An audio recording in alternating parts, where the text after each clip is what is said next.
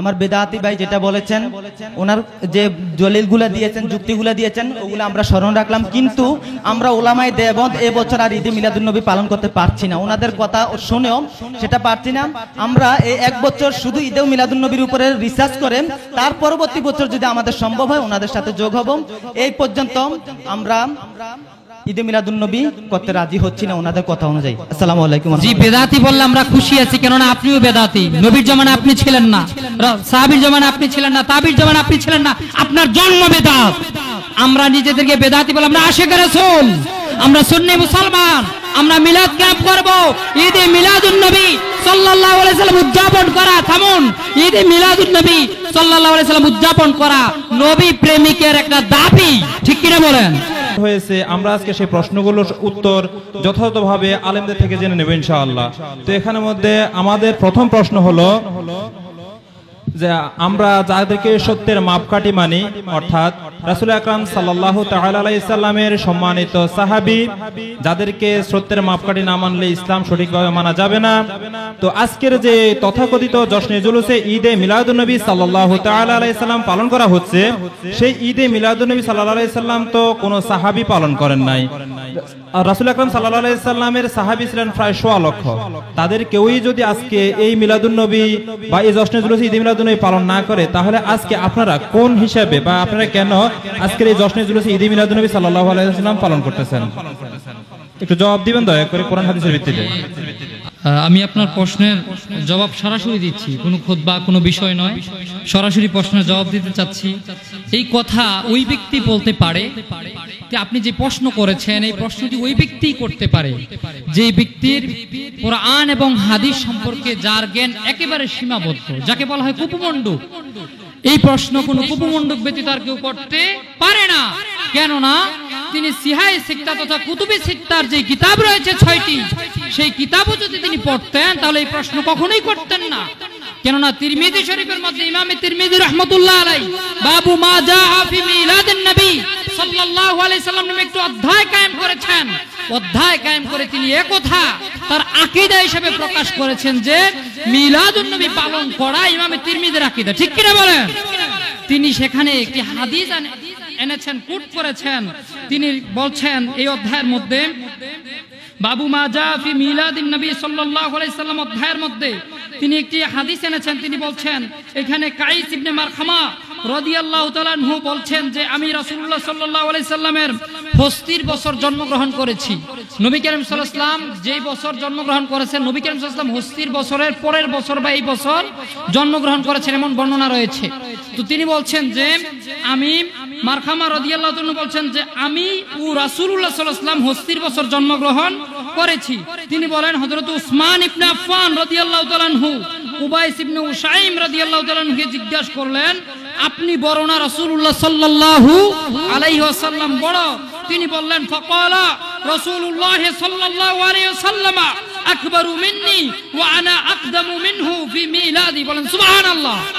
সাহাবী বলছেন আকবারু মিন্নি, আল্লাহ রাসূল সাল্লাল্লাহু আলাইহি সাল্লামের সাহাবায়ে কেরাম নবী পাক সাল্লাল্লাহু আলাইহি সাল্লামের প্রতি কতটুকু আদব ছিল সেই এই হাদিসের দিকে তাকালে দেখা যায় যে সাহাবী বলেছেন অবশ্যই আল্লাহ রাসূল আকবারু, ইসমে তাবদীলের সিগা, অবশ্যই অবশ্যই আল্লাহ রাসূল আমার থেকে অধিক বড়, তবে জন্মের দিক থেকে আমি আকদামু, আনা আকদামু, আমি অগ্রজ, আমি আগে, মিনহু ফি মিলাদি, মিলাদ আজকে যে বলছি আমরা মিলাদুন নবী, মিলাদ শব্দটা এসেছে হাদিসে পাকের মধ্যে যে নবীজির জন্মের দিক থেকে আমি নবীর জন্মে, আমি আমার নবীর জন্মের আগে আমি জন্মগ্রহণ করেছি, আমার নবী আমার পরে জন্মগ্রহণ করেছে। সুবহানাল্লাহ পড়বেন না? তাহলে আমরা হাদিসে পাকের মধ্যে সাহাবায়ে কেরাম নবীজির জন্ম নিয়ে যে আলোচনা করেছেন সেটা পেয়ে গেলাম, ঠিক কি না? তাহলে তিনি যে বললেন আমাদের প্রতিপক্ষ ভাইয়েরা আমাদের নিকট প্রশ্ন করলেন যে জন্ম নিয়ে সাহাবায়ে কেরাম তো কোনো অনুষ্ঠান করেননি, তো সাহাবায়ে কেরাম তো এখানে নবীজির জন্ম নিয়ে আলোচনা করেছেন।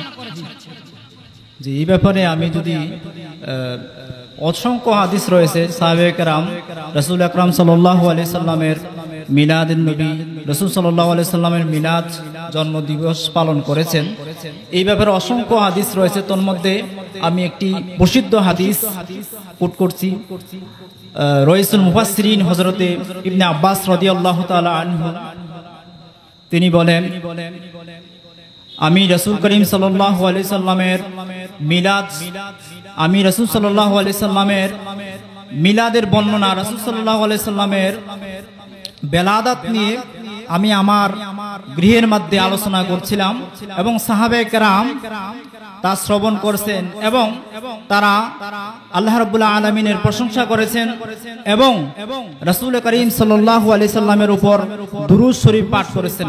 এমত অবস্থায় রাসূল আকরাম সাল্লাল্লাহু আলাইহি সাল্লাম ওই মজলিসের মধ্যে উপস্থিত হলেন এবং রাসূল করিম সাল্লাল্লাহু আলাইহি সাল্লাম খুশি হয়ে বললেন, হাল্লাত লাকুম শাফাআতি, তোমাদের জন্য আমার শাফায়াত, আমার সুপারিশ ওয়াজিব হয়ে গেল। যেরকম সুবহানাল্লাহ। আচ্ছা ঠিক আছে হুজুর, আপনারা যে একটা কথা বললেন যে সাহাবীরা করেছেন বা অন্যান্য অনেক দলিল দিয়েছেন কোরআন এবং হাদিস থেকে অনেকগুলো দলিল দিয়েছেন, কিন্তু আপনারা দেখেন বর্তমানে তথাকথিত যে জুলুস, আপনারা নির্দিষ্ট একটা স্থান হতে কয়েকজন লোক সমবেত হয়ে আবার একটি নির্দিষ্ট স্থান ঘুরে এসে আবার একটা, অর্থাৎ জুলুস বা বাংলায় যাকে র্যালি বলা হয়, আপনারা র্যালি করে এসে মিলাদ কিয়াম করেন, কিন্তু সাহাবীরা তো এভাবে করেন নাই, তাহলে আপনারা এভাবে কেন করতেছেন? জি ধন্যবাদ ভাই, আপনি যদি একটু খেয়াল করেন আমরা এটা কিভাবে করলাম, ওটা কিভাবে করলাম, সেটা কিভাবে করলাম, এতগুলো নিয়ে কথা, সাহাবী করেছেন কিনা, নবী করেছেন কিনা, তাবী করেছে কিনা, আপনি জাস্ট কি স্টেজে বন্ধে দাঁড়াইছেন এমন কোন প্রমাণ আপনি দেখাতে পারবেন আসমানের নিচে জমিনের উপরে যে নবীগণ এমন কোন স্টেজের মধ্যে দাঁড়িয়ে কথা বলেছে, আপনার মতো মাইক হাতে নিয়ে এরকম প্রশ্ন করেছে, এমন কোন প্রমাণ আপনি দেখাতে পারবেন না? তারপর আমি আপনাকে দিচ্ছি প্রমাণ। সাহাবায়ে কেরাম, প্রথম প্রমাণ যেটা আমি সেটা দিচ্ছি, হযরত ওমর ফারুক আযম রাদিয়াল্লাহু তাআলা ইসলামের দ্বিতীয় খলিফা, হযরত ওমর ফারুক আযম রাদিয়াল্লাহু তাআলা সর্বপ্রথম যখন ইসলাম গ্রহণ করলেন, নবী পাক সাল্লাল্লাহু আলাইহি সাল্লামের দরবারে আগমন করলেন, ইয়া রাসূলুল্লাহ আমি ইসলাম গ্রহণ করলাম, ইয়া রাসূলুল্লাহ আমরা কি হকের উপর রয়েছি? নবীজি বললেন অবশ্যই আমরা হকের উপর। তো হযরত ওমর বললেন, ইয়া রাসূলুল্লাহ আমরা যদি হকের উপর থাকি তাহলে আমরা ঘরের মধ্যে কেন নামাজ পড়ব, আসুন আমরা কাবার চত্বরে গিয়ে নামাজ পড়ব। সুবহানাল্লাহ। সেদিন হযরত ওমর সহ যতজন সাহাবী তখন পর্যন্ত মুসলমান হয়েছিল সমস্ত সাহাবীরা মিছিল সহকারে কাবার চত্বরে নামাজ পড়ার জন্য বের হয়েছিল একসাথে, বলেন সুবহানাল্লাহ। সেদিন আরবের যেই কাফির মুশরিক ছিল তারা উমরের এই উপস্থিতি দেখে আরববাসীরা কম্পিত হয়েছে যে নবী মুহাম্মদের অনুসারীরা, তাদের মধ্যে একটা জাগরণ চলে এসেছে, তাদের মধ্যে একটা জুলুসের ভাব, একটা মিছিলের ভাব, আনন্দ প্রকাশ, তাদের শক্তি জৌলত প্রকাশিত হয়েছে। এর দ্বারা প্রথম।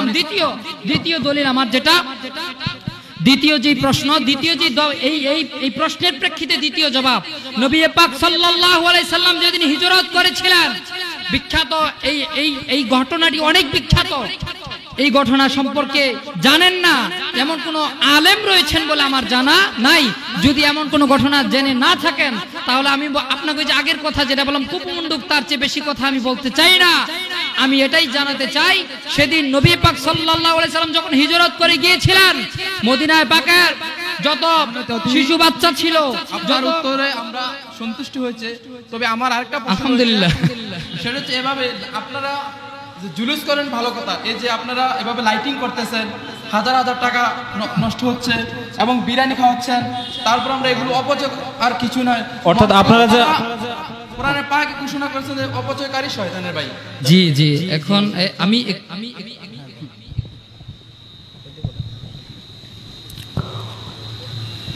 আসসালামু আলাইকুম ওয়া রাহমাতুল্লাহি ওয়া বারাকাতুহু। বিপক্ষের বন্ধুগণ অতি শান্ত এবং সুষ্ঠু ভাষায়, সাবলীল ভাষায় আমাদের কাছ থেকে কিছু জানতে চাচ্ছেন, এতে তাদের জন্য কৃতজ্ঞতা জ্ঞাপন করি। আজকে সারা বাংলায় এই বিষয় নিয়ে ইখতিলাফি মাসালা আছে, এটা সমাধান কল্পে যদি এরকম সুন্দরী একটা আয়োজন হয় তাহলে সব জায়গাতে দ্বন্দ্বের নিরসন হইতো, যেরকম ঠিক কিনা? কিন্তু হয়তোবা হিংসার কারণে, হয়তোবা দলাদলির কারণে, ব্যক্তিত্ব ধরে রাখার কারণে এই সিস্টেমটা হয় না, যার কারণে সারা বাংলায় সমাধানটা হয় না। তো আমি আমার ভাইয়ের প্রশ্নটা নিচ্ছি। আমার ভাই বলেছেন যে হুজুর মিলাদুন নবী সাল্লাল্লাহু আলাইহি ওয়াসাল্লাম এইভাবে আপনারা আয়োজন করেন, লাইটিং আছে, তাবাররুক আছে, অনেক কিছু আপনারা করেন যেগুলা পূর্ব জামানায় ছিল না, আপনারা কেন করেন? এটাই প্রশ্ন। এই প্রশ্নটার জবাব আপনাদের জানার দরকার আছে না নাই? কথা বলেন না, আছে না নাই? জবাব দিতে যে আমি প্রথমত বলবো মিলাদ এটা করার বিষয় না, মিলাদ এটা উদযাপনের বিষয়। জোরে বলেন কিসের বিষয়? স্মরণের বিষয়, উদযাপনের বিষয়। মিলাদ শব্দটা ওয়ালাদা ইউলিদু উলিদতু ওয়াহিদে মুতাকাল্লিমের সিগা।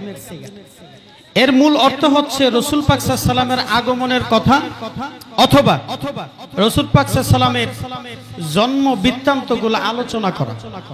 আচ্ছা আপনারা বলেন, নবীজি দুনিয়াতে আসছেন, নবীজি আমাদের মাঝে দিন ধর্ম ইসলামের প্রচার আর প্রসার করে গেছেন। নবীজির কারণে জান্নাত চিনলাম, জাহান্নাম চিনলাম, কোরআন পাইলাম, সব লেবাস সুরুত পাইলাম। তো ওই নবী আরবি সাল্লামের এই কথাগুলো আলোচনা করাই মিলাদের অন্তর্ভুক্ত। আলহামদুলিল্লাহ বলেন। এখন বাইদের প্রশ্ন যে লাইটিং দরকার কি, জারবাতির দরকার কি, তবাররুকের দরকার কি, এগুলা ওনাদের প্রশ্ন। আসলে দরকার এই কারণে, যেহেতু আমি আগেই বলছি মিলাদ এটা অনুসরণের বিষয় না, উদযাপনের বিষয়, স্মরণের বিষয়। যেরকম ঠিক না ঠিক?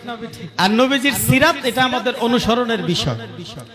এখন মিলাদ উদযাপন করতে যাইয়া লাইটিং এর দরকার হয়, উদযাপন করতে যাইয়া জারবাতির প্রয়োজন হয়, উদযাপন করতে যাইয়া তবারুকের দরকার হয়। যেরকম ঠিক না ঠিক? আচ্ছা ঠিক আছে, আপনার কথা শুনতেছি না, একটু বলি। আপনি বললেন মিলাদ করার জন্য, মিলাদ উদযাপন করার জন্য আপনাদেরকে লাইটিং করতে হবে, বিরিয়ানি খেতে হবে বা তাবারক খেতে হবে, আপনাদের অনেক আয়োজন করতে হবে।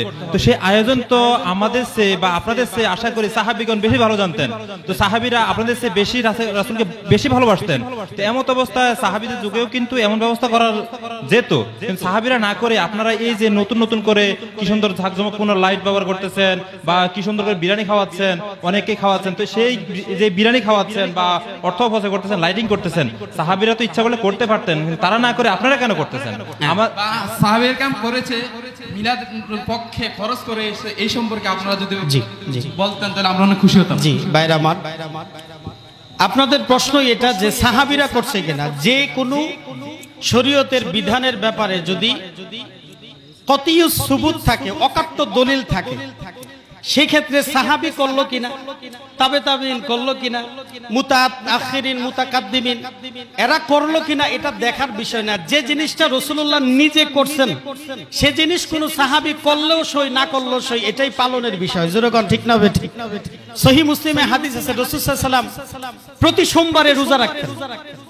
জোরে বলেন, সোমবারে কি রাখতেন? কথা বলতে হবে, কি রাখতেন? প্রতি সোমবারে রোজা রাখতেন। সাহাবীরা জিজ্ঞাসা করেছেন, ইয়া রাসূলুল্লাহ, ইয়া হাবিবাল্লাহ, আপনি সোমবারে কেন রোজা রাখলেন? আল্লাহ রাসূল বলেন, উলুতু ফিহে, এদিনে আমি নবী জন্মগ্রহণ করেছি, এজন্য আমি আমার মিলাদ উদযাপনের জন্য আমি রোজা রাখি। আলহামদুলিল্লাহ বলেন।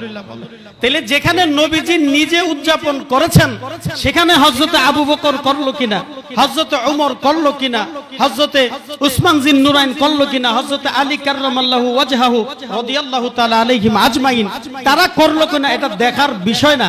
তারপরও আপনারা যেহেতু বলছেন, আমরা দলিল আপনাদেরকে দিচ্ছি।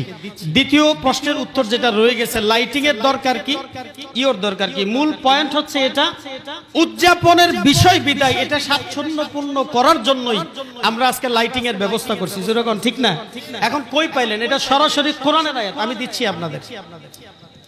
রাসূলুল্লাহর মিলাদ উদযাপনের ক্ষেত্রে আনন্দ করা, উল্লাস করা, উল্লাসিত হওয়া, উদ্ভাসিত হওয়া, এটা সরাসরি কোরআনের আয়াত। আলহামদুলিল্লাহ বলবেন না? সূরা ইউনূসে আল্লাহ বলেন, কুল বিফাদলিল্লাহি ওয়া বিরহমাতিহি ফাবিযালিকা ফালইফরাহু হুয়া খায়রুম মিম্মা ইয়াজমাউন।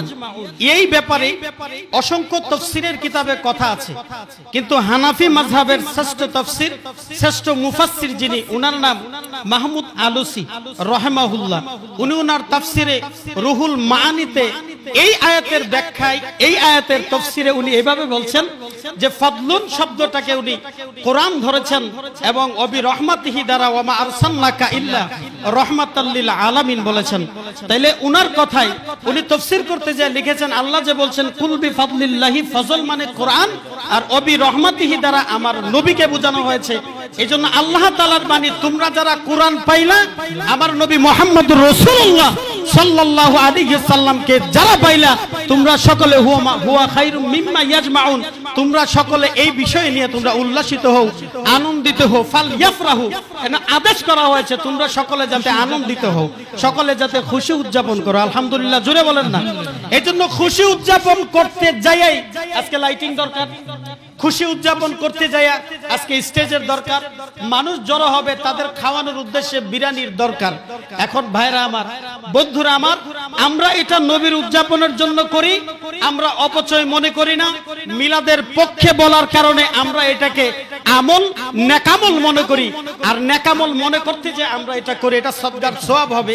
আর দ্বিতীয় কথা হচ্ছে, আমরা অপচয় বলতে আপনারা কি বুঝাইতেছেন?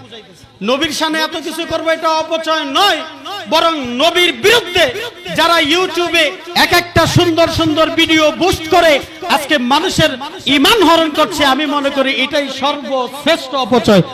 ঠিক না ঠিক? যেন ভাইরা আমার, বন্ধুরা আমার, আমি আমার যতটুকু জানতাম আপনাদের কাছে বলেছি। আমি একটু যুক্ত করতে যাচ্ছি। ভাইরা জানতে চাচ্ছেন লাইটিং কেন করলাম? এই যে লাইটিং করছি না আমরা আজকে, এতদিন যেমন আলোকসজ্জা করে রেখেছি, পতাকা লাগাইলাম, গাড়ি নিলাম, নাতে রাসূল পড়লাম, কোরআনে পাক তেলাওয়াত করলাম। দেখেন, খেয়াল করে দেখেন আমরা কি কি করি। আমরা লাইটিং করি, নাতে রাসূল পড়ি, কোরআনে পাকের তেলাওয়াত করি। আমাদের এখানে 24 লক্ষ বার দুরূদ শরীফের খতম হয়, 17 বার কোরআন 24 বার অথবা 17 বার কোরআনে পাকের খতম হয়। তারপরে আমরা কি করি? এই লাইটিং এর ব্যাপারটা ওনারা যা বারবার যেটা বলছেন, এতগুলো ভালো কাজের মধ্যে ওনারা একটা খুঁত পাইছেন, সেটা হচ্ছে লাইটিং। আমি একটা প্রশ্ন করতে চাই। আপনি বলছেন সাহাবায়ে কেরাম লাইটিং করছেন কিনা?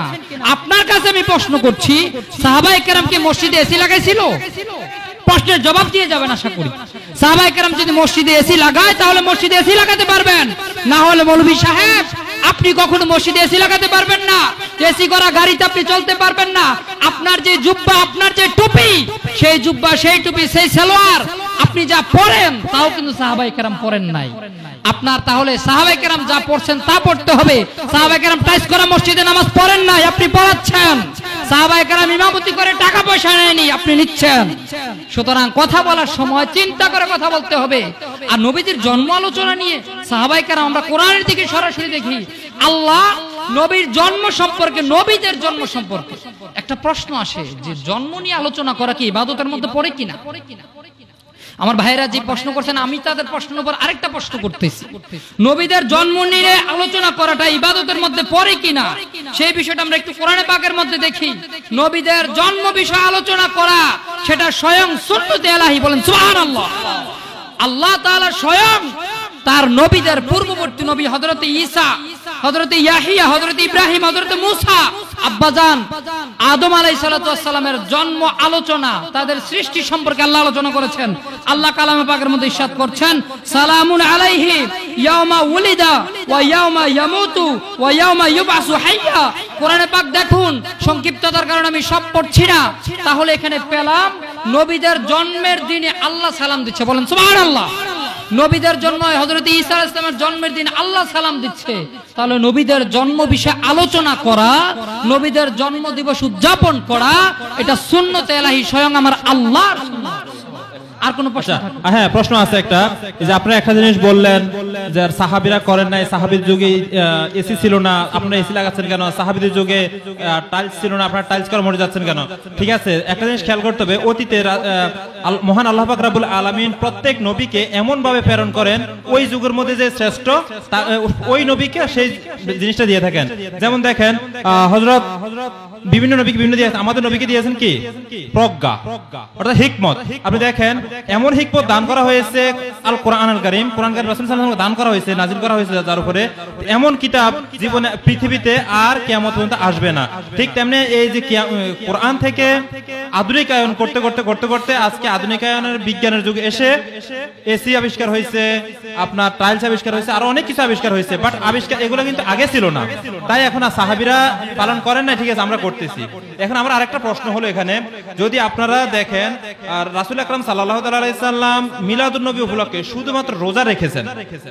রাসূল আকরাম সাল্লাল্লাহু আলাইহি সাল্লাম মিলাদুন নবী সম্পর্কে শুধু নিজে রোজা রেখেছেন সোমবার, কিন্তু আপনারা যে জিকির আজকার করেন, র্যালি করেন বা আরো অনেক আয়োজন করেন, এগুলো আপনারা কোথায় পাইছেন? এগুলো কোনো সাহাবী তাবি বা এনারা করেছেন বা আপনাদের কি কোরআন হাদিসে এগুলো আছে কি?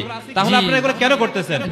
যেহেতু রাসূল সাল্লাল্লাহু আলাইহি ওয়াসাল্লাম রোজা ব্যতীত আর কোনোই আমল করেন নাই। জি জি, আমি বলি, আমি আপনার কাছে একটা দলিল চাইবো। নবী পাক সাল্লাল্লাহু আলাইহি সাল্লাম বলেছেন ইয়া উলিদতু ফিহি ইয়াউমুল ইসনাইন, যেটা সুইলা ইয়াউমুল ইসনাইন, সোমবার দিবসের রোজা সম্পর্কে নবীজিকে জিজ্ঞাসা করা হলো, নবীজি বলেন ইয়া উলিদতু ফিহি, সেদিন আমি জন্মগ্রহণ করেছি বলে আমি রোজা রেখে আল্লাহ শুকর আদায় করি।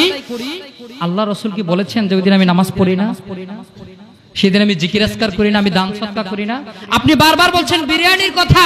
নবী করিম সাল্লাল্লাহু আলাইহি ওয়াসাল্লামকে সাহাবায়ে কেরাম জিজ্ঞাসা করলেন আইয়ুল ইসলামে খায়র, ইসলামের মধ্যে সর্বোত্তম কাজ কি? নবীজি বললেন তোমার পরিচিত অপরিচিত সকলকে সালাম দাও, মানুষজনকে খাওয়া। বলেন সুবহানাল্লাহ। আমরা নবীজির সেই হাদিসকে এখানে একত্রিত করে, অনেকগুলো কাজকে একত্রিত করে আমরা আমল করছি। মানুষকে খাওয়ানো নবীর কথা অনুযায়ী সর্বোত্তম কাজ, ঠিক কি না? তাই জন্য আমরা মানুষকে খাওয়াই। আপনি কি জন্য বলছিলেন একটা প্রশ্ন?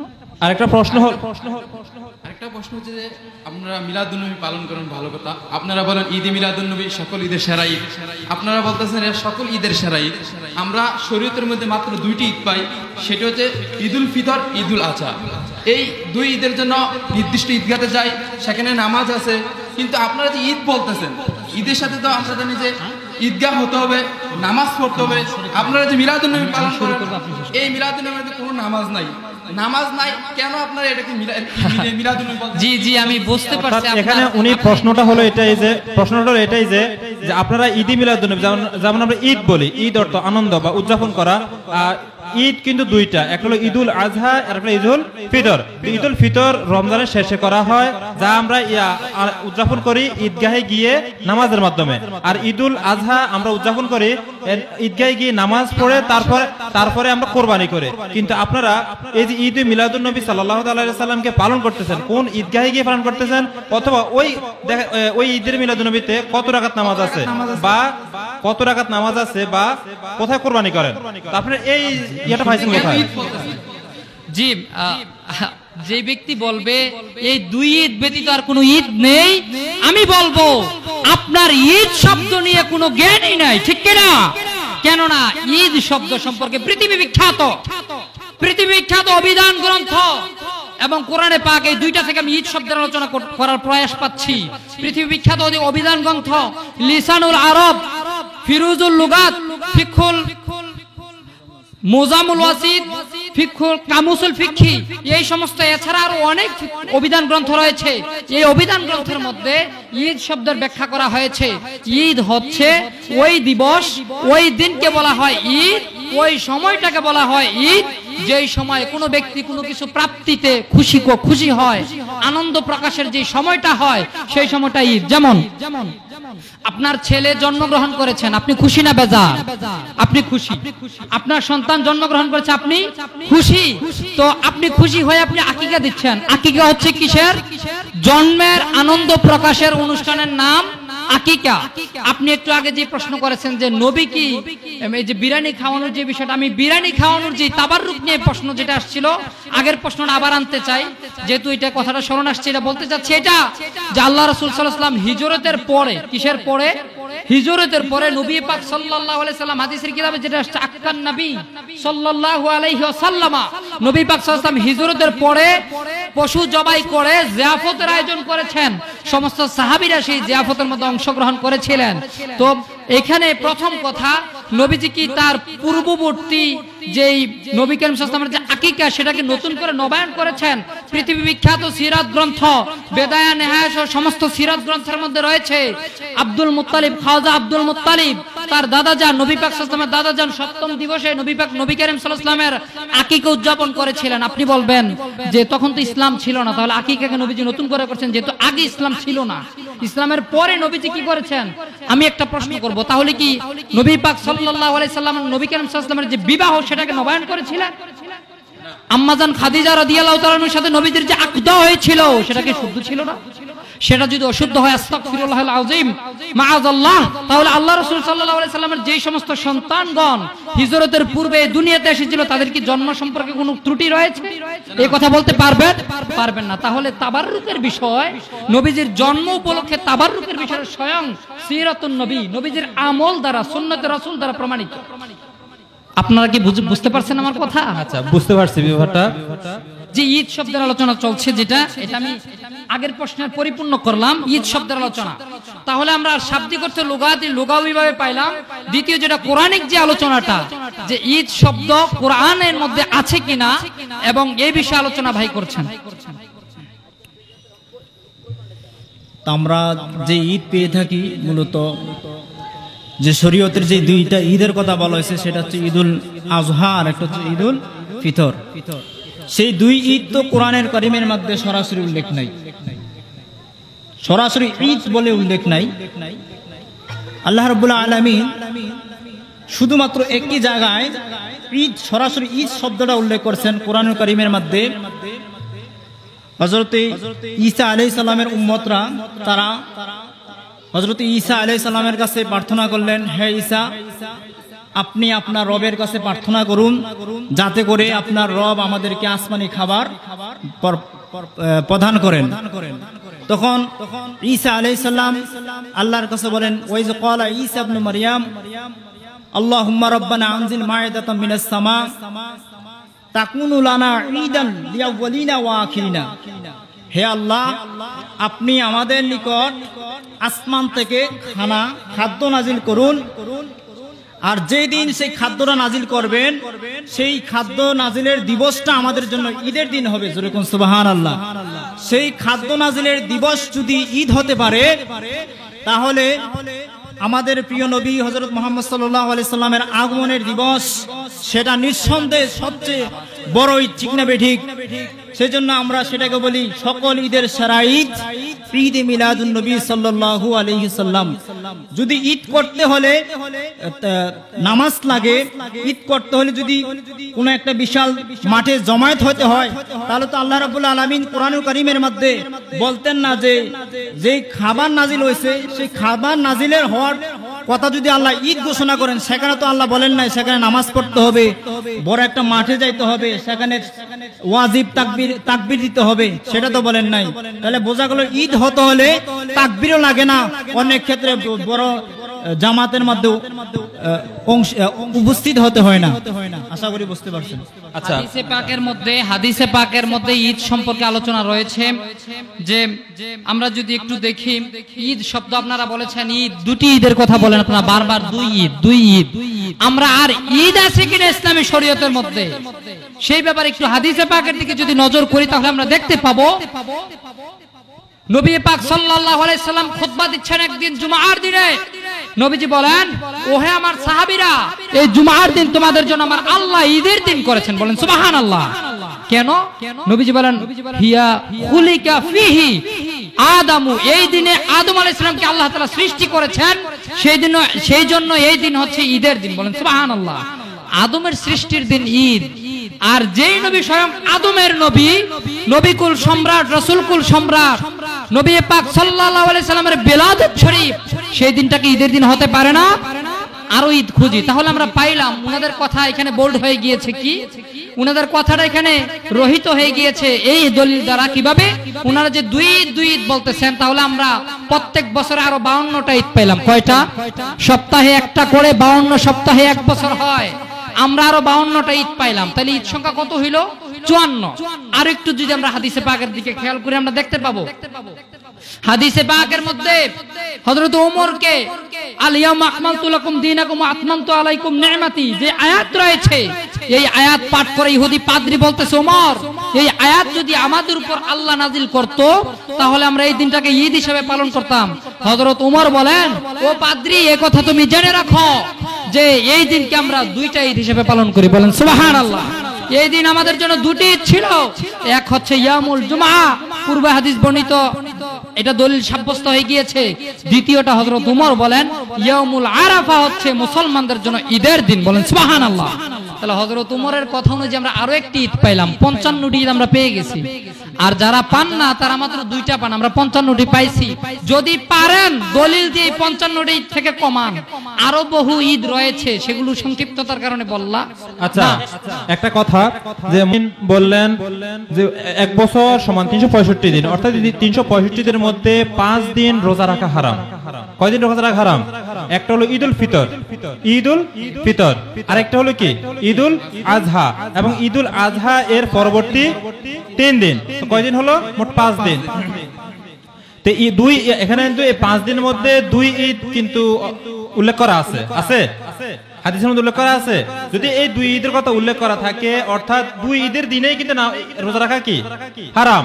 যদি 2 ঈদের দিন রোজা রাখা হারাম হয়, অথচ এখানে মিলাদুন নবী উপলক্ষে রাসূল আকরাম সাল্লাল্লাহু তাআলা আলাইহি সাল্লাম শুধুমাত্র রোজা রেখেছেন, আর কোনো আমল করেন নাই। যদি ওখানে রোজা রাখা হয় আর এখানে ঈদের দিন রোজা রাখা হারাম হয়, তো রোজা রাখলে ঈদ হয় কিভাবে? অথবা ঈদ যদি হয় তো রোজা হয় কিভাবে? প্রশ্ন হচ্ছে এখানে দুইটা। এক নম্বর প্রশ্ন হচ্ছে নবীজি রোজা ছাড়া অন্য আমল করেন নাই, এটা ওনার প্রশ্ন। দ্বিতীয় প্রশ্ন হচ্ছে এই দিনে অন্য কোনো আমল আছে কিনা। প্রথম জবাব আমি এভাবে দিতে চাই, মিশকাতুল মাসহাবি প্রসিদ্ধ হাদিসের কিতাব, সে হাদিসে হযরত আব্দুল্লাহ ইবনে আব্বাস রাদিয়াল্লাহু তাআলা আনহু থেকে একখানা হাদিস বর্ণনা করা আছে। হযরত ইবনে আব্বাস রাদিয়াল্লাহু তাআলা আনহু উনি একদিন আয়াত তেলাওয়াত করতেছেন এক ইহুদির সামনে। জোরে বলেন কার সামনে? কথা বলেন না, কার সামনে? ইহুদির সামনে। কথা বলতে হবে, আপনারা বুঝেন না না বুঝেন আল্লাহ জানে, একটু হা না বললেন। কোরআনের তেলাওয়াত করতেছেন কার সামনে? ইহুদির সামনে। আল ইয়াউমা আকমালতু লাকুম দীনাকুম, এই আয়াতখানা। যখন এই আয়াত তেলাওয়াত করতেছেন তখন ইহুদি বলতেছেন ইবনে আব্বাসকে, মিশকাতুল, এই হাদিসটা মিশকাত শরীফের মাঝে আছে, তিরমিজিতেও আছে, করতেছেন এটা যে এই আয়াতে কারিমা যদি ও আব্বাস আমাদের উপরে নাজিল হইতো, তাইলে এই দিনটাকে আমরা ঈদের দিন বানাইতাম। সুবহানাল্লাহ বলবেন না? কিসের দিন বানাইতো? জোরে বলেন না, কিসের দিন? তখন ইবনে আব্বাস উনি বলতেছেন, আপনি হয়তো জানেন না, এই আয়াতটা যেদিন নাজিল হয়েছে ওই দিন 2টা ঈদ ছিল। জোরে বলেন কয়টা? কথা বলেন না, কয়টা? ভাইজান, আমার ভাই যেটা বলছেন এটা ওনারাও জানে, আমরাও জানি। আমি একটা শব্দ যুক্ত করতেছি আমার ভাইয়ের সাথে, সংক্ষিপ্ত, সেজন্য এটা হচ্ছে, আপনারা বলছেন যে ঈদের মধ্যে নামাজ আছে, রোজা হইলে ঈদ হয় না, ঈদ হইলে রোজা হইতো না। আপনার কথা যেটা, তো আল্লাহ বলছেন, হযরত ঈসা আলাইহিস সালামের যে ঘটনা এখানে বলছেন যে আল্লাহ আমাদের উপর খামসা দেন, খাদ্যবর্তী খামসা দেন, আর দিলে এটা আমাদের জন্য, আমাদের পূর্ববর্তী পরবর্তী সকলের জন্য ঈদ হয়। কোরআনে পাক থেকে পাইলাম খানা পাইলে ঈদ হয়। কথা বলবেন না আপনারা? খানা পাইলে, খাদ্য পাইলে, খামসাবর্তী খাবার পেলে ঈদ হয়। আপনি বলছেন ঈদ হইলে রোজা রাখা হারাম। মানে আমি বলতে চাচ্ছি এই আয়াতটা যেটা নাজিল হয়েছে সেটা তো ঈসা আলাইহিস সালাম এবং তার অনুসারীদের জন্য নাজিল হয়েছে। আমরা তো উম্মতে মুহাম্মদ, ঈসা আলাইহিস সালামের সম্প্রদায় একটা বাগ, আর আমরা উম্মতে মুহাম্মদে আলাদা বাগ। তাহলে আমরা উম্মতে মুহাম্মদী কেন ঈসা আলাইহিস সালামকে অনুসরণ করব? এটা তো কখনো আমাদের শরীয়তের মধ্যে প্রযোজ্য নয়। জি ধন্যবাদ। আমি আমার কোরআনে আসছে কিভাবে এটা? তাহলে আপনি বলছেন যদি ঈসার শরীয়ত হয় তাহলে কোরআনে কেন এটা নাযিল করলেন? কিন্তু কোরআনের সবকিছুকে আমাকে মানতে হবে তা তো না। কোরআনের আহকাম, কোরআনের আহকামে আয়াত হচ্ছে 500, আমি 500 এর উপর আমল করতে পারবো। আপনি মনে বুঝেন নাই, আমরা তো কোনোদিন মিলাদুন নবীকে ফরজ, ওয়াজিব, সুন্নাত বলিনি, আমরা মুস্তাহাব, মুস্তাহসান বলছি। যদি আহকামের আয়াত হইতো অবশ্যই মিলাদুন নবী পালন করা ফরজ হইতো। আমরা ফরজ বলছি কোনোদিন? এই সৃষ্টি জগৎ থেকে এই পর্যন্ত ফরজ বলছে কেউ বলে নাই। করতেছেন একটা নির্দিষ্ট সময় 12 রবিউল আউয়াল নির্দিষ্ট করেন, আমরা সারা বছরই উদযাপন করি, তবে 12 রবিউল আউয়ালে সারা বছর মিলাদুন নবী উদযাপন করি, তবে 12 রবিউল আউয়ালে যাওকু শৌকের সাথে করি না। সেটা তো আপনারা 12 সারা বছর করেন বললে সেটা ভুল হবে। মানে আপনারা নির্দিষ্ট একটা দিন, শুধু আজকের এই 12 রবিউল আউয়াল দিন করেন। আচ্ছা, নির্দিষ্ট দিনের ইবাদত চাচ্ছেন? নির্দিষ্ট দিন, নির্দিষ্ট কোনো কিছু করাটা তো সুবিধা। এটা তো নির্দিষ্ট দিনে ইবাদত চাচ্ছেন তো? নির্দিষ্ট দিনে ইবাদত, নির্দিষ্ট দিনে ইবাদত সম্পর্কে একটু হাদিস দেখি আমরা, আছে কিনা দিন নির্দিষ্ট করে ইবাদত আছে কিনা সেটা একটু দেখি। কোরআনে পাকের মধ্যে তো রয়েছেই আমি একটা হাদিস কোট করব, তারপর আমাদের মাওলানা সাহেব জবাব দিবেন। আমি একটা হাদিসে পাক আমি একটু কোট করতে চাই যে নবী করিম সাল্লাল্লাহু আলাইহি ওয়াসাল্লাম যখন মদিনায় পাকে হিজরত করে গেলেন, হিজরত করে যাওয়ার পরে ইহুদিদেরকে দেখলেন তারা আশুরার দিনে রোজা রাখে। কি করে? আশুরার দিন উদযাপন করে। ভাব গাম্ভীর্যে, ধর্মীয় ভাব গাম্ভীর্যে আশুরার দিন উদযাপন করে, তাদের ধর্মীয় ভাব। নবী করিম সাল্লাল্লাহু আলাইহি ওয়াসাল্লাম জিজ্ঞেস করলেন কেন তারা? বলতেছে এই ঘটনা, তারা মুক্তি পাইছে সেজন্য। উনি কি বলতে বোঝাতে চাচ্ছে সেটা আমি বুঝেছি। আমার কথা হলো উনি বারবার যেটা প্রমাণ করতে চাচ্ছেন সেটা হলো ইহুদি এবং খ্রিস্টানদের প্রমাণটা ইনি আমাদের সামনে আনতেছেন। ইহুদি এবং খ্রিস্টানদের প্রমাণ তো আমরা মানতে পারি না। আমরা যাদেরকে বেদাতি বলি ওনারা তো বেদাতি এভাবে করতেছেন, অন্য সম্প্রদায়ের দলিলটা ওনারা নিজেরা আনতেছেন। সুতরাং এটা আমাদের জন্য প্রযোজ্য নয়। আমি আপনার জবাবটা দিচ্ছি। মূলত আগে আমি বলতে চাই এটা আমরা এখানে সমাধানের জন্য নিজেরা আসছি। হয় আমরা সংশোধন হব, নয় আপনারা হবেন। আমাদের দেখে বাকি মানুষ সংশোধন হবে, যেরকম ঠিক কিনা? আমরা কেউ তর্কে না যাই। আমি যে কথাটা বলতেছিলাম, বাইদের কথা হচ্ছে ঈদের দিনে নবীজি মিলাদুন নবী পালন করছেন রোজা রেখে। আমরা তো তাবারক খাই, ঠিক কিনা বলেন? আমরা তাবারক কেন খাই এটা দলিল দিতে যাই। আমি তাবারুক কেন বলতেছেন? আপনারা বিরিয়ানি খান সেটা বলেন। সেটাও বলতেছি। বিরিয়ানির কথা বলেন, আপনি ছিলেন না, বিরিয়ানির দলিল আমি দিয়েছি। নবী পাক সাল্লাল্লাহু আলাইহি সাল্লাম যে জিয়াফতের আয়োজন করেছেন সেটা আমি ওইটা বলতেছি না। উনি তাবারুক বলতেছে কেন? উনি বিরিয়ানি বললো। বিরিয়ানি বললে সমস্যা হয়। বরকতের জিনিস কিন্তু সবার সহ্য হয় না। বরকতের জিনিস সবার কিন্তু সহ্য হয় না। বরকতওয়ালাদের বরকতের জিনিস সহ্য হয়। যারা বরকতওয়ালারা তাদের নিকট মিলাদুন নবী ভালো লাগবে না, তাদের নিকট মিলাদুন নবীর তাবাররুকে পাখানা মনে হবে। কথা বুঝতে পারছেন? সুতরাং আমি ভাইজান বলেন। এখন আমি দলিলটা দেই, তারপরে আপনাদের বলার থাকলে বলবেন। জালাল ভাই একই কথা বলতেছি। তাইলে আব্দুল ইবনে আব্বাস রাদিয়াল্লাহু তাআলা আনহু উনি বলছেন এই আয়াতটা আমাদের উপরে নাজিল হয়েছে 2 ঈদের দিন। জোরে বলেন, কয় ঈদের দিন? একটা ছিল জুমার দিন আর একটা ছিল আরাফার দিন। আমি আপনাদের কাছে জানতে চাই এই হাদিস ব্যাপারে আপনাদের কোনো বক্তব্য আছে কিনা? এই হাদিসের সহিহ হওয়ার ব্যাপারে আপনাদের কোনো কথা আছে কিনা বলেন। এই ব্যাপারে আমাদের কোনো বক্তব্য নেই, যে হাদিসটা সনদে বুখারীর মধ্যে এসেছে, সেই জন্য আমরা এটা মানতে পারলাম। আমি বলতেছি, আমাকে বলুন। তাইলে উনাদের বক্তব্য অনুযায়ী শুক্রবার জুমার দিন ঈদের দিন মানছে তারা। জোরে বলেন কিসের দিন? হ্যাঁ, ঈদের দিন। এটা ওনারা স্বীকার করছেন। 2 নাম্বার আরাফার দিন, এটাও ঈদের দিন, এটাও ওনারা স্বীকার করেছেন। আমার ভাই বলেছেন এক বছরে 55টি না, শুক্রবার 54টি, শুক্রবার 52টি। শুক্রবার যদি 52টি হয় তাহলে ঈদের দিন রোজা রাখা যাবে না, এটা ওনাদের বক্তব্য। তাহলে নবীজির ঈদে মিলাদুন নবীতে নবীজি নিজে রোজা রাখতেন। এখন ওনাদের বক্তব্য হচ্ছে নবীজি এই দিনে রোজা রাখতেন, তা আপনারা যে ঈদ করেন এটা তো রোজা রাখা, আপনারা তো রোজা রাখেন না। তার মানে ওনাদের প্রশ্ন হচ্ছে ঈদ হইলে কি রোজা রাখতে হইব? রোজা রাখা 5 দিনে হারাম, ঠিক না? ঈদের দিনে রোজা রাখা কি হারাম? হারাম। সেই ক্ষেত্রে মিলাদুন নবী সররে দুজাহানের মিলাদ মাহফিল আমরা যখন উদযাপন করি, ওই দিন নবী রোজা রাখছেন উম্মতের জন্য, এটা ওয়াজিব সুন্নতে মুআক্কাদা, এটা বানায়া দেন নাই। কথা কোন ঠিক না? ঠিক। যার ধারাবাহিকতায় আমরা রাখি না। আর দ্বিতীয় প্রশ্ন হচ্ছে, ভাই বলছিল সাহাবীরা করছেন কিনা আপনাদের মতো এরকম ব্যয়বহুল অবস্থানে। হ্যাঁ, 4 সাহাবীর আপনি কওল খুলে দেখবেন, বিশেষ করে হযরত আবু বকর সিদ্দিকটা আমি বলতে চাই রাদিয়াল্লাহু তাআলা আনহু, উনি এই ঈদে মিলাদুন নবীকে কেন্দ্র করে উনি হাজার হাজার টাকা, হাজার হাজার দিরহাম উনি ব্যয় করতেন। আলহামদুলিল্লাহ বলেন, সুবহানাল্লাহ। আলহামদুলিল্লাহ বললেন হাজার হাজার টাকা দান করতে, ওটা প্রমাণটা কি আমাকে একটু বলে দেন। অবশ্যই প্রমাণ কোথায় আছে এটা? হযরত আবু বকর সিদ্দিক রাদিয়াল্লাহু তাআলা আনহুর উনার ঘটনা নিয়ে যারা মিলাদ আপনারা মানেন না, ওনাদের একটা কিতাব আছে, ওই কিতাবের নাম হচ্ছে সাহাবা কাহিনী। জোরে বলেন কিতাবের নাম কি? জোরে বলেন কি নাম? সাহাবা কাহিনী। 233 পৃষ্ঠায় একবার স্পষ্টভাবে, ওখানে যদিও গ্রহণযোগ্য কোনো দলিল উনি দিতে পারেন নাই, কিন্তু উনি কথাটা ওইখানে বলছেন। আলহামদুলিল্লাহ বলবেন না? হ্যাঁ, এই কথাটা উনি ওখানে বলছেন, যদি বলেই থাকেন কাহিনী। হ্যাঁ, এটা তো একটা কাহিনী। এটা আমি একটু বলি।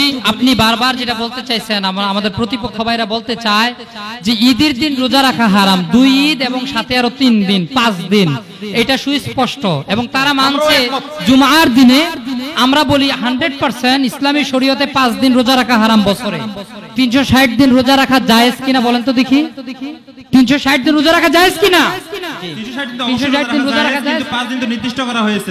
তো আল্লাহ রাসূল বলেন প্রত্যেক সপ্তাহে শুক্রবার ঈদ, তাহলে আপনারা বলছেন যে ঈদের দিন রোজা রাখা হারাম, তাহলে শুক্রবার ঈদের দিন, তাহলে এই দিন আল্লাহ রাসূলের কথা অনুযায়ী উকুফে আরাফা এবং শুক্রবার ঈদের দিন 53 দিন পাইলাম। উকুফে আরাফা একদিন এবং 52 দিন হচ্ছে সাপ্তাহিক দিন, এই 53 দিন তাহলে আপনাদের কথা অনুযায়ী, নবীর কথা অনুযায়ী ঈদ এই 53 দিন, আর আপনাদের কথা অনুযায়ী ঈদ হইলে রোজা রাখা হারাম। তাহলে এটা দ্বারা আপনাদেরকে আমি প্রশ্ন করব যে এই 53 দিন তাহলে তো রোজা রাখা জায়েজ হবে না? ঠিক আছে, ওইটা আমরা মোটামুটি ভাবে আপনারা মানছেন কিনা বলেন? আমরা মানছি, আমাদের ভুল বলেন, স্বীকার করতে হবে, স্বীকার করতে হবে। আপনারা মানছেন কিনা? আমাকে মানতে হবে এমনটা আমি বাধ্য নই।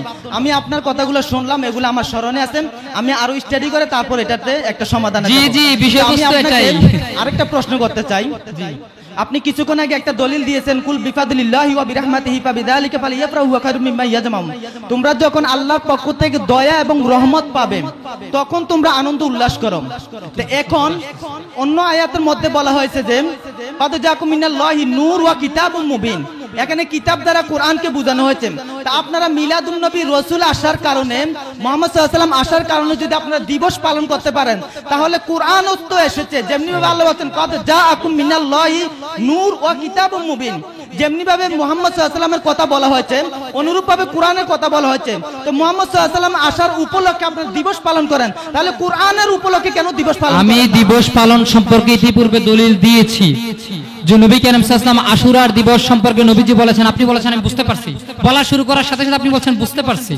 আমি তো এখন বলতে আপনি বুঝতেই পারেন নাই, আমি যে শুরু করছি সেটা আপনি বুঝেন নাই। বলবো আপনি বুঝাতে পারেন নাই আমাকে, আপনি বুঝার বুঝাতে পারেন, আপনি বলছেন বুঝতে পারছেন, আপনি বুঝেন নাই। আমি বলছি দিবস পালন করার ব্যাপারে ওই এবিলিটি নিয়ে আপনি হয়তো এখানে আসেন নাই, আপনি বুঝতে পারেন নাই। আপনি আবার আপনি কি জানতে চাচ্ছেন দিবস পালন সম্পর্কে বলেন? কোরআনের দিবস তো আমরা কোরআন নাজিলের দিবসকে পালন করি, আমরা লাইলাতুল কদরের রজনী পালন করি কিনা? আমরা লাইলাতুল কদর পালন করি, যাওকু শাওকের সাথে ধর্মীয় ভাব গাম্ভীর্যে আমরা লাইলাতুল কদর পালন করি কিনা? দুই হাত তুলে বলি করি কিনা? তাহলে কোরআন নাজিলের বিষয়, কোরআন নাজিলের দিবস আমরা পালন করি, ঠিক সেইভাবে আমরা নবীজির আগমনের দিবসও পালন করি। দিবস পালন করা যে জায়েজ সেটা আমি ইতিপূর্বে হাদিসের দ্বারা প্রমাণ করেছি। ঠিক আছে, আপনারা আরেকটা জিনিস আছে। আচ্ছা, আপনারা যে দিবস পালন করেন, আপনাদেরকে একটা প্রশ্ন করা হয়েছে, আপনারা যে দিবস পালন করেন, দিবস পালন করা তো সম্পূর্ণ খ্রিস্টানদের কালচার। যেমন দেখেন 25শে ডিসেম্বর খ্রিস্টানরা যীশু খ্রিস্টের জন্মদিন অর্থাৎ বড়দিন হিসেবে পালন করে। তো আপনারা নির্দিষ্ট দিনের মধ্যে এসে যেমন 12ই রবিউল আউয়াল আপনারা মিলাদুন নবী পালন করেন। তাহলে আমি ইতিপূর্বেই হ্যাঁ জি জি জি জি জি জি জি আমি ইতিপূর্বেই বলেছি নবীর জন্ম সম্পর্কে আলোচনা কোরআন থেকে আমি দলিল দিয়েছি। নবীর জন্ম সম্পর্কে আলোচনা করা আল্লাহর সুন্নত। কার সুন্নত? এখন আসুন, এই ব্যক্তি এই প্রশ্ন ওই ব্যক্তি করতে পারে যে ব্যক্তির জ্ঞানের যে পরিধি সেটার একটা কুয়োর মধ্যে একটা ব্যাঙ পড়ে থাকলে যেমন তার এই কূপটাই হচ্ছে তার পরিধি। এই প্রশ্ন সেই ব্যক্তি করতে পারে যার জ্ঞানের পরিধি একেবারে সীমাবদ্ধ। আমি আপনাকে একটু জানাতে চাই খ্রিস্টানদের এই অনুষ্ঠান কখন শুরু হয়েছে, আমাদের এই অনুষ্ঠান কখন শুরু হয়েছে। পৃথিবী বিখ্যাত কিতাব ইমাম ইবনে কাসির রাহমাতুল্লাহ আলাইহি তার কিতাবের মধ্যে বিদায়া নিহায়াত 13তম খণ্ডের 136 পৃষ্ঠার মধ্যে এই আলোচনা করেছেন। ইমামে যাহাবি তার কিতাবের মধ্যে আলোচনা করেছেন। ইমামে সুয়ুতি তার কিতাবের মধ্যে আল হাউলিল ফতোয়ার মধ্যে এই আলোচনা করেছেন। আমি মূল কথাটা বলে দিচ্ছি, মূল কনসেপ্ট যেটা সেটা হচ্ছে সর্বসম্মতিক্রমে পৃথিবী বিখ্যাত গ্রন্থসমূহের মধ্যে মিলাদুন নবী শুরু হওয়ার ব্যাপারে, অর্থাৎ আমরা যে জুলুস করি, আমরা যে তাবাররুক বিতরণ করি, আমরা যে ওয়াজ নসিহত করি, আমরা যে কোরআনে পাকের তেলাওয়াত করি, বর্তমান যেই কালচার সেটা শুরু হয়েছে সর্বসম্মতিক্রমে 604 হিজরিতে। কত হিজরিতে? জোরে বলেন সুবহানাল্লাহ, আরো জোরে বলেন সুবহানাল্লাহ। আচ্ছা ঠিক আছে, 604 হিজরিতে, 604 হিজরিতে আমি জবাব দেওয়ার পরে প্রশ্ন করবেন। 604 হিজরিতে 604 হিজরি মোতাবেক খ্রিস্টাব্দ হচ্ছে 1174 খ্রিস্টাব্দে সর্বপ্রথম মিলাদুন নবীর জাওকু শাওক, নবীর জন্মানুষ্ঠান আলোচনা, নবীর জন্মানুষ্ঠান উপলক্ষে যাবতীয় কার্যাবলী আনুষ্ঠানিকভাবে শুরু হয়েছে। এখন আসুন জন্মাষ্টমী যেটার কথা আপনারা বলছেন, সেটা শুরু হওয়ার দিবসটা আমরা জানি। আপনি তো আমি বলবো সামান্যতম লেখাপড়া যদি কোনো ব্যক্তি করে তাহলে তার সেটা জানার কথা। এই যে খ্রিস্টানদের যে অনুষ্ঠান জন্মাষ্টমী, সেটা 1565 খ্রিস্টাব্দে সর্বপ্রথম চালু হয়। প্রায় 400 বছর আগে মুসলমানদের নবী জন্মের অনুষ্ঠান শুরু হয়েছে। তাহলে কোন ব্যক্তি এই কথা অস্বীকার করার জন্যই জন্মাষ্টমী, একটা জিনিস দেখেন, আপনি বুঝতে পারছেন নি বিষয়টা? আমি বলতেছি, আপনি দেখেন রাসূল আকরাম আপনি বলছেন আপনাদের যে আয়োজনটা 604 খ্রিস্টাব্দে হতে হচ্ছে, 604 হিজরি থেকে 1174 খ্রিস্টাব্দ। আচ্ছা, 604 হিজরি থেকে হচ্ছে। তার আগেই কিন্তু রাসূল আকরাম সাল্লাল্লাহু আলাইহি সাল্লাম সাহাবীদেরকে নিষেধ করে গেছেন যে যেন এক রোজা না রাখা হয়, অর্থাৎ খ্রিস্টানদের সাথে সাদৃশ্য এমন কোনো কিছু না রাখা। আপনি মনে বুঝেন না আমার কথা এখনো। প্রায় 400 বছর পরে খ্রিস্টানরা শুরু করেছে মুসলমানদের থেকে, না মুসলমানদেরকে ফলো করে খ্রিস্টানরা জন্মাষ্টমী শুরু করেছে। এটা সুস্পষ্টভাবে প্রমাণিত। আপনি এখন গুগলের মধ্যে সার্চ দেন, এখন পাবেন। রাসূল আকরাম সাল্লাল্লাহু আলাইহি সাল্লাম সাহাবীদেরকে নিষেধ করে গেছেন যেন এক রোজা না রাখে, দুই রোজা রাখতে। জি, অর্থাৎ আমরা এক রোজা রাখি না, আমরা দুইটাই রাখি। ঠিক আছে, এটা নিষেধ হওয়ার কারণে আপনারা দুই রোজা রাখেন। আমরা খ্রিস্টানদের সাথে তো কোনোভাবেই মিলাদুন্নবী মিলে না। খ্রিস্টানদের সাথে সাদৃশ্য কোনো কাজ করা যাবে না। জি, হাদিসে সরাসরি নিষেধ আছে যে জি, খ্রিস্টানদের সাথে সাদৃশ্য কোনো কাজ করা যাবে না। এটা আমরাও মানি। খ্রিস্টানরা এক রোজা রাখতেন, রাসূল আকরাম সাল্লাল্লাহু আলাইহি ওয়াসাল্লাম এক রোজা রাখতে নিষেধ করে গেছেন। তো খ্রিস্টানরা দিবস পালন করেন, আপনারা কেন দিবস নির্দিষ্ট দিনে মিলাদুন্নবী পালন করতেছেন? আপনি তো, আমি যেটা বারবার বলছি, প্রায় 400 বছর পরে খ্রিস্টানরা জন্মানুষ্ঠান শুরু করছে। তাহলে 400 বছর আগে যে শুরু করলো, সে 400 বছর না, হ্যাঁ 400 বছর আগে, 400 বছর আগে মুসলমানরা সর্বপ্রথম মিলাদুন্নবীর অনুষ্ঠান শুরু করেছে। কাদের? খ্রিস্টানদের শুরু করার 400 বছর আগে। তাহলে খ্রিস্টানরা কাদের অনুসরণ করেছে? আপনি মনে বুঝেন নাই আমার কথাটা এখনো। 1174 খ্রিস্টাব্দে মুসলমান বাদশাহ মুজাফর আবু সাইদ কুকারবি বিন জৈনুদ্দিন আলী বিন বক্তকিন সর্বপ্রথম 604 হিজরিতে মিলাদুন্নবীর অনুষ্ঠান শুরু করেছিলেন। ওই অনুষ্ঠানের মধ্যে হাজারো উলামা ফুদালা আবেদ ব্যক্তিগণ উপস্থিত থাকতেন, এমনকি চারো মাযহাবের বিখ্যাত তৎকালীন সময়ের চারো মাযহাবের ইমামগণ ওই অনুষ্ঠানের মধ্যে উপস্থিত থাকতেন। ইমামে যাহাবি বলেন, বিদআতীদেরকে বলতে চাচ্ছি, আপনি যতগুলো দলিল দিচ্ছেন ওগুলো হচ্ছে ইতিহাসের দলিল দিচ্ছেন। সুতরাং আমরা ইতিহাসের পক্ষে নই, আমরা কওলে রাসূল অথবা ফেলে রাসূল, কওলে রাসূল ফেলে রাসূল দিয়ে মিলাদুন্নবী ইতিপূর্বে প্রমাণিত হয়েছে। আগে আমার কথা শুনেন, আমরা ইতিহাসের সাক্ষী, আমরা ইতিহাস প্রমাণে আমরা কোনো আমল করতে চাই না। আস্তাগফিরুল্লাহ। আল্লাহ তাআলা কোরআনে পাকের মধ্যে ইতিহাস আলোচনা করেছেন। শরীয়তের মাত্র 500 আয়াত কোরআনে পাকের মধ্যে রয়েছে। কোরআনে পাকের মধ্যে বাকি যে আয়াতগুলো রয়েছে সেগুলো কিসাস, পূর্ববর্তী নবীদের ঘটনা সম্পর্কে, পূর্ববর্তী নবীদের থেকে শিক্ষা গ্রহণ করে আমাদেরকে আমল করতে হয়। সেজন্যই আল্লাহ বলেছেন আল্লাহ অপ্রয়োজনীয় কোনো জিনিস সৃষ্টি করেননি। তাহলে আল্লাহর কথা কি অপ্রয়োজনীয় কথা? আস্তাগফিরুল্লাহ, মাআযাল্লাহ। আপনাদের বোধগম্য হয় না, এইজন্য আমরা দায়ী নই। এই বেদাতি ভাই যেটা বলেছেন যে ইতিহাস আল্লাহ কোরআনে করেছেন, আল্লাহর ইতিহাস করা আর মানবী ইতিহাসের মধ্যে রাতে দিনে পার্থক্য, এটাই তিনি বুঝতেছেন না। তাহলে আপনি মানবীর ইতিহাসের আপনি রাখেন, আপনার বাবা আপনার মায়ের যে বিবাহ হয়েছে সেটা আপনি উপস্থিত ছিলেন, সামনে ছিলেন, আপনি নাসে কতি দ্বারা প্রমাণ করতে পারবেন আপনার বাবা মা, আপনি যে জন্ম হয়েছেন আপনার বাবাই যেটা সেটা প্রমাণ করতে পারবেন? আপনি পারবেন না।